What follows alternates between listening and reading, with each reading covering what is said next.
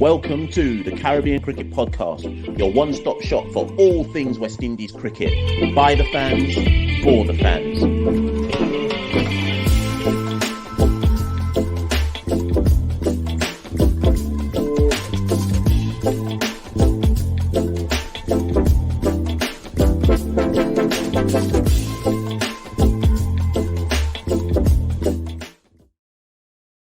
Kim Roach, and I listen to the Caribbean Cricket Podcast. Indeed you are, people. Welcome to another edition of the Caribbean Cricket Podcast. I never know what I call these things. Discussion show? It's not a cuss-out session, but welcome to the Caribbean Cricket Podcast all the same. My name is Machel St. Patrick Hewitt, one half of the Caribbean Cricket Podcast, and I'm back for a quick little 20-minute roundup review show. Not surprisingly, to talk about Nicholas Pooran. That will come all in good time. Obviously, as I record this, news broke out about officially, I should say, 4 hours ago. Of course, we on the Caribbean Cricket Podcast had hinted at the news about 12 hours ago that something major was going to go down. I didn't want to post what I knew because I didn't know if it was officially going to go down today or not, and I didn't want to look foolish, but it has been announced. Pooran has resigned as West Indies captain, and we'll look at that in detail over the next few days. Obviously, myself and Santoki will be recording the West Indies on 99.94 DM show, looking at that in detail. So look out for that episode to come out. And then maybe later on in the week, I might do a live show, discussion show on it, once I assume Rovman is named as the next white ball captain. We might do a live show on that, or I might just do a reaction vid on that. But for now, I just wanted to do a quick reaction vid on Jamaica Scorpions winning Super 50. You can see right here my Jamaica Tallawahs shirt. We, of course, and I say we of course won CPL earlier this year as well, only a few months back in August. And the Jamaica franchise have followed it up by winning Super 50, another white ball tournament, a few days ago, led by Rovman Powell in both tournaments. And that is why most people should reasonably expect that with Pooran having resigned, that Rovman Powell will become the next white ball captain. Of course, that makes sense in the T20s. Should he become the white ball captain in ODIs? Well, that's another discussion for another day because he's not even in the ODI side at the moment. But you can't argue with a leader who produces 2 regional titles in the same year. There's only 3 titles to go around. The 4-day championship, which Barbados won, CPL, which the Tallawahs won, and Super 50, which the Scorpions have won. So Rovman has 2 titles under his belt. And I guess in that regard, it makes sense that you would next turn to him and say, well, you are a proven captain in the region, your time now. But that's not what I wanted to record this video for. Hopefully you can see below on the kind of ticker feed. You can follow us at Carib Cricket on Twitter and Instagram. Like, share, and subscribe to this video. We're still on the road to 4K YouTube subscribers.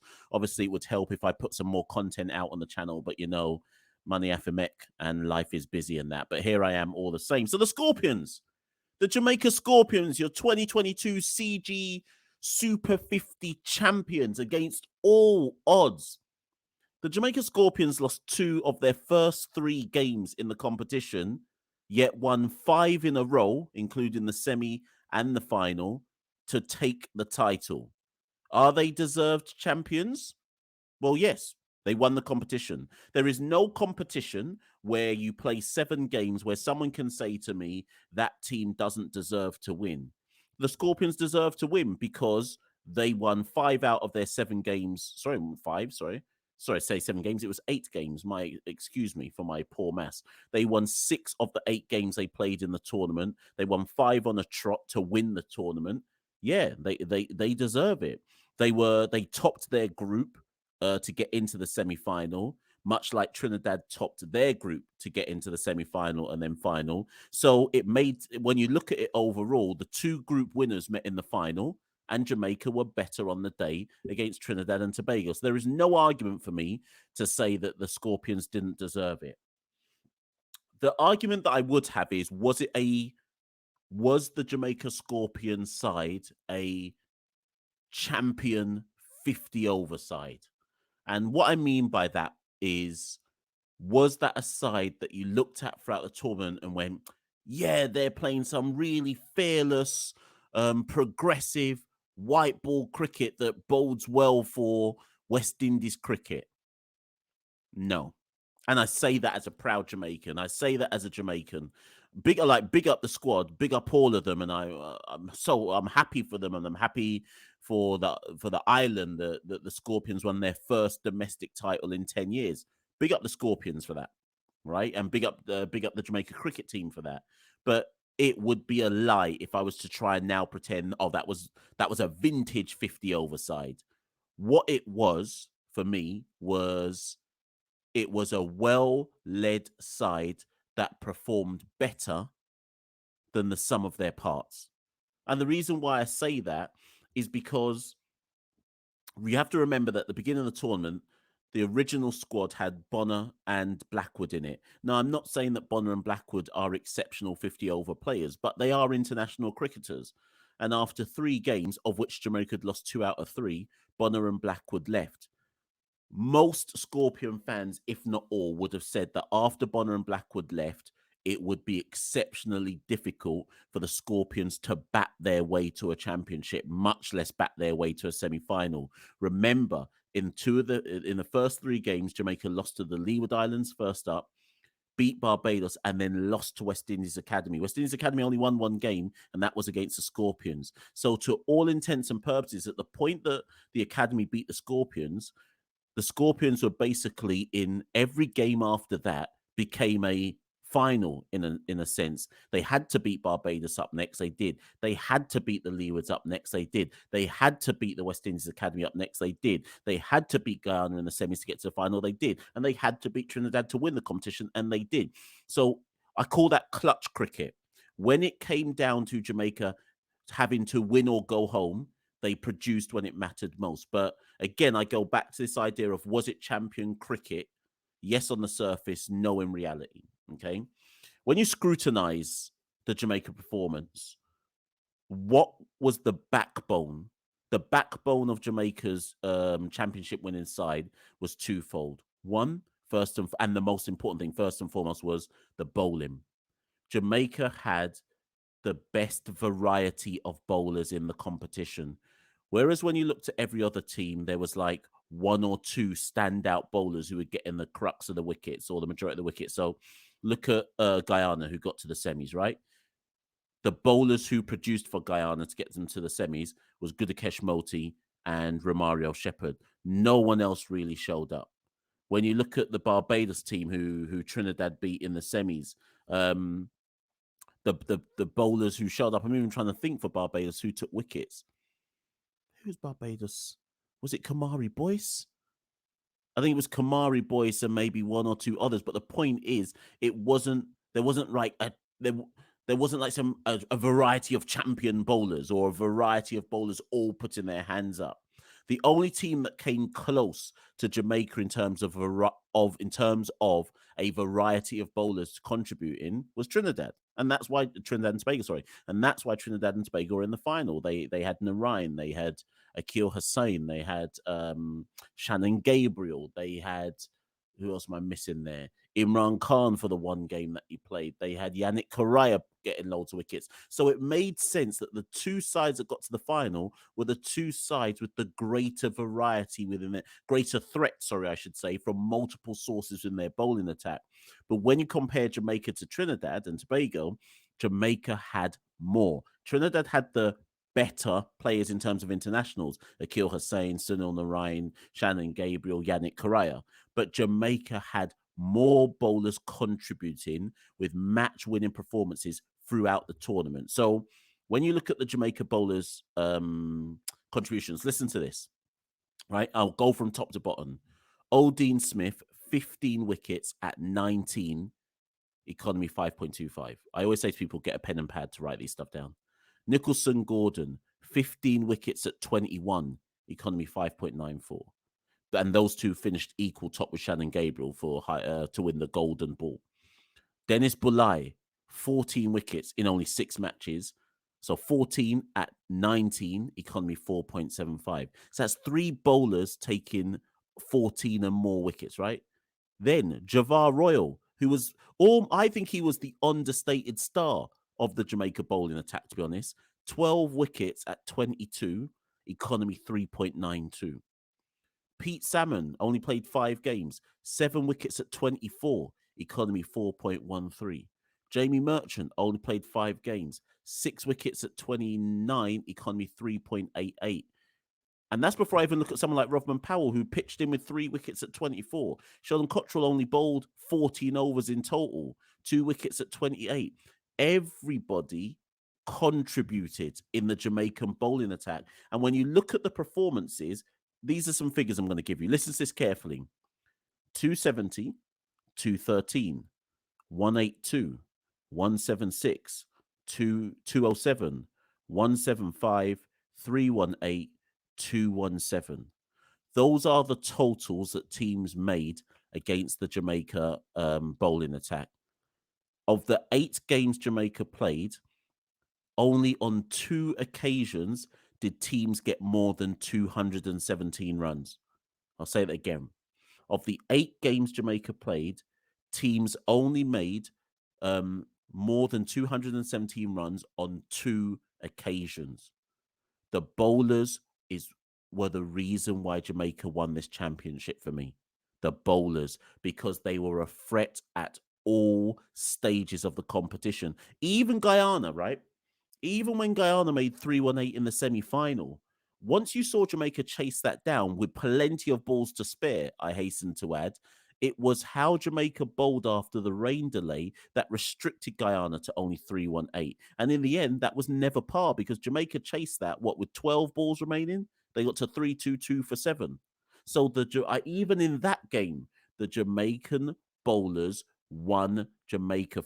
For me, they won Jamaica this title. In the final, the vaunted Trinidad and Tobago team only made 217. At one point, they were 101 for 5. The Jamaican bowlers bowled Jamaica to this title. And the reason why I say the bowlers bowled them to this title is because, really and truly, Jamaica didn't have the depth to do for big chases. Yes, I know they chased down the Guyana total, but when you look through the tournament, every total they had to chase came with the loss of a significant number of wickets, right? So the Leeward game bowled out for 202. In fairness, against Barbados first up, that was the only time they set a total in the whole competition, and they made 277 for 6. So in fairness to Jamaica, they did turn up in the one time they had set a total. But after that, West Indies Academy, when they lost, they only made 170. When they beat Barbados, they chased the 177 to win, but lost 5 wickets. When they beat Leeward Islands, they chased the 208 to win. It was Duckworth Lewis, so they got to 182, which is the 182 they needed to win, but they lost 6 wickets. When they played West Indies Academy again, they only had to get 125, I think. They lost 4 wickets. When they played Guyana in the semis, they chased down the 319 or 319, but they lost 7 wickets. Even in the final versus TNT, they chased down the 218 to win, but they lost 7 wickets. So when you deconstruct it, Jamaica didn't have a strong batting lineup. And of course they didn't. They lost Bonner, they lost Blackwood. And up until the final, every single Jamaican victory was down to either Rovman Powell or Brandon King showing up. Either they both showed up or one of them showed up and played a significant innings. It was only when they got to the final that someone other than King or Powell played a match-winning innings. I'll say that again. It was only when they got to the final that someone other than King or Powell played a match-winning innings, and that was Chadwick Walton with his match-winning 80. And shout out Blabber as well, Andre McCarthy, who hit 55. And again, what you could say as a Jamaican fan could say, and I count myself in that, is, well, actually, that's a good team, because when somebody else needed to stand up, they stood up. And arguably, you could say about the Jamaica team through the whole tournament that everybody put their hand up at some point in time in the tournament. Even with the weak batting lineup, everyone put their hand up at some point. Brandon King put his hand up multiple times. Walton put his hand up in the final. Rovman put his hand up multiple times. Alwyn Williams put his hand up in the semi-final. Blabber, Andre McCarthy put his hand up in the final. Okay? That's essentially your top. What's that? That's your top Well, actually, I've only mentioned 4 there. Who else? Dean Smith. There was one game where he put his hand up with the bat as well. And of course, Dean Smith got 15 wickets. When you go through the Jamaican batting lineup and the bowlers, every single player in that team put their hand up at some point in time. Some did it multiple times, but my point is that everyone put their hand up at some point in time to play a crucial role in Jamaica winning the title. So as much as I can say it wasn't a champion side in the kind of traditional sense of, wow, they're playing some really good cricket, they were a well-led, well-constructed side who all bought into this. Jamaica were the epitome of a side who probably know deep down, I mean, when pound for pound, we're not the most talented side in the tournament, but we're gonna out battle every side in this tournament. We're gonna out fight every side in this tournament. We're gonna show more heart than every other side in this tournament. Now, some might say, "Oh, Mash, you're just talking in pure cliches," but that was the overriding sentiment I got when I watched the Scorpions throughout this tournament, that there was this deep kind of driving passion within them that said, we're going home with this title. I think Ayana Holder did an interview for Cricket West Indies where she interviewed Javar Royal. And there was something that Javar Royal said in that interview which really struck to me. Javar Royal said, we haven't come here to make up numbers. We've come here to win the title. And that spoke to me about what that team spirit must have been like in the Jamaica camp. They played like a team that had a mission. And that's where you have to give kudos to Rovman Powell as captain. It's where you have to give kudos to Andrew Richardson and Nikita Miller as the kind of key backroom staff, the head coach, assistant coach, to say, you know what, there was clearly a good unit in that Jamaica Scorpions side. And that's fundamentally why they won Super 50. And we have to give them kudos. Now, away from that, and it's probably a separate video that I'm going to go into in more detail, Super 50 as a whole, boy, as a whole, I think I've got to give the tournament like a 5.5 out of 10 in terms of there were some concerns that I had with how much spin dominated, certainly in the group stages of the tournament. I think there were some concerns about the relative competitiveness of some of the teams. But what I will say is by the time we got to the semis, the pitches that they used in Antigua, particularly in the semi-finals for the TNT versus Barbados game and the Jamaica versus Guyana game, those are the type of wickets I want to see more of in the Caribbean. Wickets that are conducive to stroke making and wickets that have just enough in it for the bowlers to keep them interested and not think that they're bowling on a complete and utter road. The final looked like a wary track, hence why TNT probably only made 217, hence why Jamaica lost 7 wickets chasing that 217. But I can't get too vexed about that because I got 2 good wickets for the semi-final game all the same. But there was some more kind of issues I had with some of the group games in the tournament, which I'll address in another video. But fundamentally, like I say, we're here today, or I'm here today, to essentially say well done to the Jamaica Scorpions, deserved winners of the CG United Super 50. And actually, the last thing I should just cover before I kind of round this video off. So you have a champion side, right? So it's only right to say you have a champion side. So who from this Super 50 winning side gets into the West Indies team? 1 second. Let's look at the batters first, because I've already made it clear in other videos what the positions, in my mind, these are the positions available in the West Indies team. We need 2 middle order bats, we need an off spinner, and we need a fast bowler. Primarily, those are the positions available in the West Indies team. So the Jamaica Scorpions batting averages. Rovman Powell, the tournament's top scorer, by the way, 8 matches, 346 runs, an average of 69, a strike rate of 118. Rovman Powell, welcome back to the West Indies ODI side. He must get into the next squad. He's probably likely going to be captain if it's not Shea Hope. But either way, Even if he isn't captain, he's gone. He's back in the West Indies ODI squad. Get in the comments below if you disagree with anybody I suggest. Brandon King, 8 matches, 337 runs. So he was only 9 behind Powell. 337 runs, average of 42, strike rate of 82. Brandon King's position was under threat. When I say that West Indies ODI team needs 2 middle order bats, I was saying that under the presumption that Brandon King's going to lose his place. But in fairness, Brandon King's Super 50 performances probably means he holds on to a spot in the ODI squad. I'm not saying team, squad. And it's worth remembering that for this tournament, Brandon King opened 250s across the 8 matches. He'd probably want more than that. But he was crucial in the semi-final. He set the tone in the semi-final. So maybe Brandon King is reinventing himself as an opener now in ODI cricket. Who knows? But he gets in my squad. After that, Chadwick Walton, 5 matches, 170 runs, average of 34. No, Chadwick. Chadwick's 37 years old. Well done. Thank you for helping us win Super 50, but no. And nobody else with the bat made a case for them getting in to a West Indies ODI squad. So then we look at the bowlers. Nicholson Gordon, 15 wickets at 21, economy 5.94. The video I did with Jerome Foster from Radio Jamaica, we spoke about Nicholson Gordon, and I said that Nicholson Gordon is a bowler that has a knack of getting wickets, and he's proved it yet again in Super 50. Will he get rewarded by West Indies? I don't think so. But there is something about Nicholson Gordon. You have to respect a bowler who makes things happen. And that's what Nicholson does. I don't know if that will turn any heads. He is 31 years old, so it's probably too late.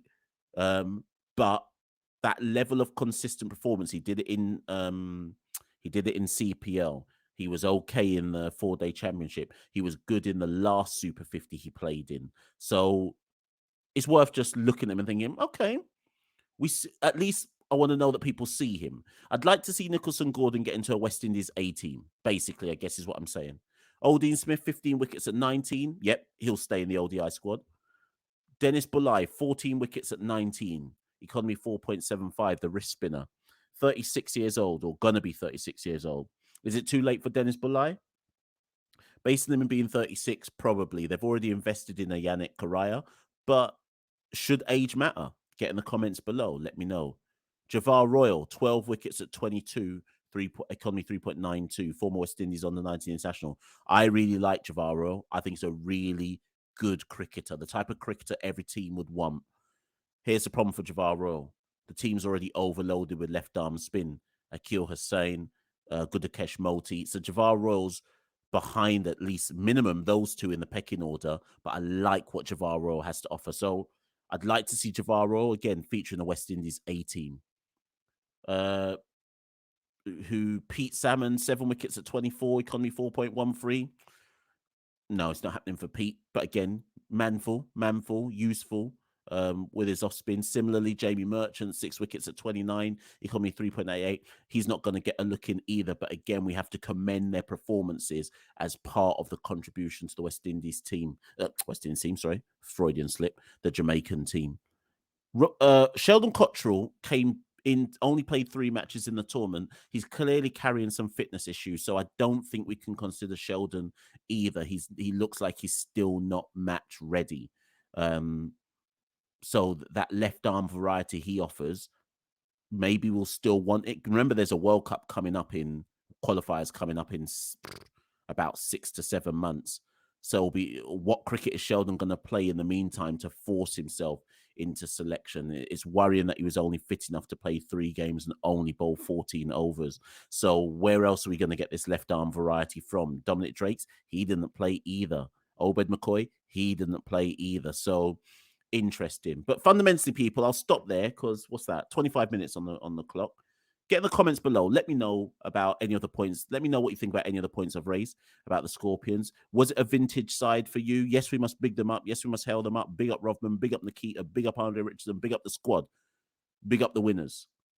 But were there any concerns that you had, or should we just big up the Scorpions and leave it at that? Who do you think should get into the West Indies team off the back of that Scorpions performance? I've been Machel St. Patrick here at one half of the Caribbean Cricket Podcast. Thank you for listening as ever. Follow the Caribbean Cricket Podcast. You can see all the links on the ticker tape below. And you, of course, I should always say it and I always forget, you can, of course, support the Caribbean Cricket Podcast at www.patreon.com/Carib Cricket. But until the next time, people, take it easy and see you soon. We rule the cricket world. Now the rules seem coming. Welcome to the Caribbean Cricket Podcast, your one-stop shop for all things West Indies cricket. By the fans, for the fans.